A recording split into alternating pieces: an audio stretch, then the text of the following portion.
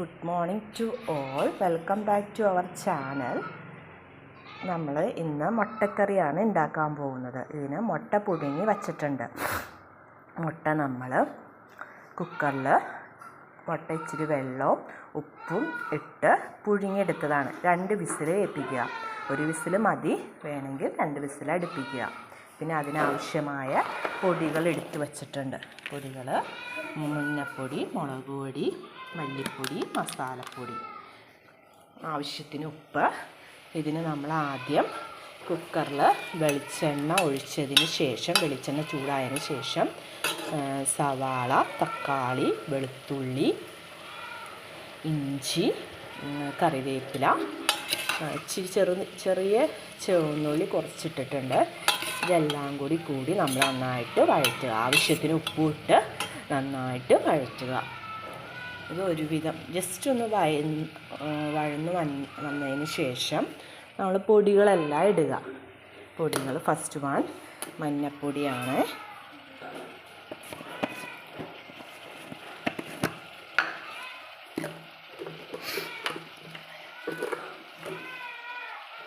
കുറച്ച് മഞ്ഞൾപ്പൊടി ഞാൻ ഇട്ടു. മഞ്ഞൾപ്പൊടിക്ക് കളർ കുറവാണ്ടി കുറച്ചും കൂടി മഞ്ഞൾപ്പൊടി ഞാൻ ഇട്ടു. പിന്നെ മുളക് പൊടിയാണ്.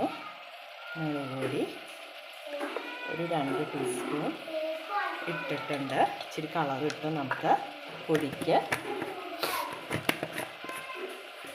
പിന്നെ കറിക്ക് കൊഴുപ്പ് കിട്ടാൻ വേണ്ടി നമ്മൾ മല്ലിപ്പൊടി ആഡ് ചെയ്യുക. മല്ലിപ്പൊടി ഒരു 3 ടീസ്പൂൺ വരെ ഇടുക.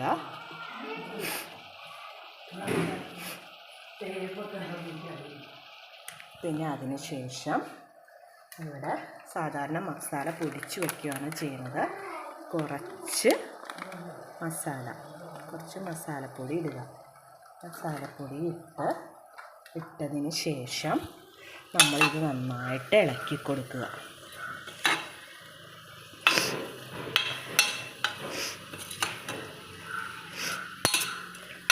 നന്നായിട്ട് ഇളക്കി കൊടുത്തതിന് ശേഷം നന്നായിട്ട് പൊടി ഒന്ന് ചൂടാകണം. ഇളക്കി കൊടുത്തതിന് ശേഷം